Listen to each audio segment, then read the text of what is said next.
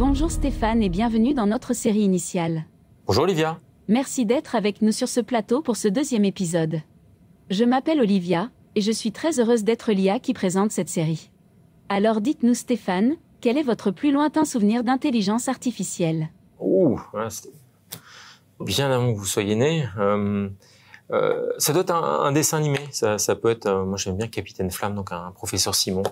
Et plus récemment, pour moi le moment vraiment dont je me souviens très précisément, c'est le match de Garry Kasparov contre Deep Blue, le premier en 1996, qui pour moi a été vraiment un moment, un tipping point comme on dit, vraiment un moment de bascule. Et il y a eu un avant et un après. Oui, ce match d'échecs légendaire qui a opposé le champion du monde à l'ordinateur. J'en ai entendu parler. On passe à la deuxième question, Stéphane. Est-ce que, pour vous, l'IA est une évolution ou une révolution? Alors, pour moi, c'est les deux. C'est une évolution. C'est plus de ce qu'on connaît déjà. C'est la loi de Moore. C'est plus d'équipements. C'est plus de capacité de calcul. C'est plus de transformation numérique. Mais c'est aussi une révolution parce que à cette échelle, il y a des effets de seuil et on est en train de basculer dans quelque chose de nouveau. Donc, c'est à la fois une évolution, une révolution. Et pour moi, c'est même la première révolution industrielle, digitale native. Donc, qui soit née avec le numérique, qui rend tout.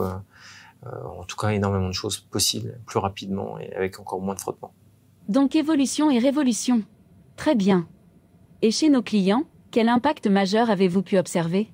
Pour moi, le premier impact et celui qui m'impressionne vraiment, c'est celui on avait connu le fear of missing out avec le téléphone portable, le smartphone. Enfin, vous savez cette envie compulsive d'en être, de participer, de suivre l'actualité, de répondre à ses emails.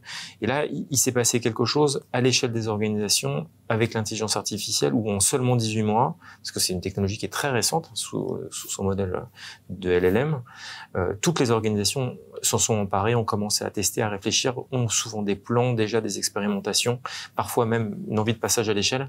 Donc ça, je trouve ça assez incroyable de voir qu'aussi rapidement, en fait, autant s'en sont emparés avec des bonnes questions et l'envie d'en faire quelque chose. Je vois ce que vous voulez dire. Et pour finir, la dernière question. Si vous deviez définir notre futur avec l'IA, ce serait plutôt Matrix ou Arrête-moi si tu peux? Au risque de vous décevoir, moi j'ai toujours été un peu circonspect sur Matrix. C'est pas le monde que je souhaite et c'est pas en fait le futur auquel je crois. Moi, je suis optimiste.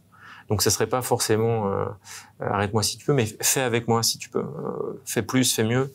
Et c'est ça tout l'enjeu. C'est vraiment, c'est de ne pas s'assujettir à la machine, ne pas vivre dans une dimension parallèle comme dans Matrix, mais bien de réussir à collaborer et à maîtriser ces outils de façon à pouvoir envisager vraiment une nouvelle phase en fait de scientifique, technologique et d'accomplissement et de nouveau développement économique auquel je crois avec l'intelligence artificielle.